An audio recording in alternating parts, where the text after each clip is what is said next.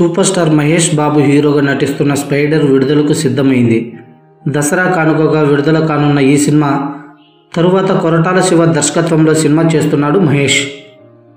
ఇప్పటికే షూటింగ్ మొదలైన ఈ చిత్రానికి భరత్ అని నేను అనే టైటిల్ ఫిక్స్ చేశారు. అనుష్క నటించిన లేడీ ఓరియంటెడ్ మూవీస్ అన్నీ అనుష్కకు మంచి పేరు తీసుకొచ్చాయి. అరుంధతి, రుద్రమ్మదేవి, బాహుబలి వంటి చిత్రాలు అనుష్కని టాలీవుడ్లో టాప్ ప్లేస్లో నిలబెట్టాయి. ఇకపోతే అనుష్క టాలీవుడ్లోకి వచ్చిన కొత్తలో మెగాస్టార్ చిరు స్టాలిన్లో ఒక ఐటెం సాంగ్ చేసి ఆకట్టుకుంది. కానీ ఇప్పటి వరకు మరే ఇతర సినిమాలో ఐటెం సాంగ్లో నర్తించలేదు అనుష్క.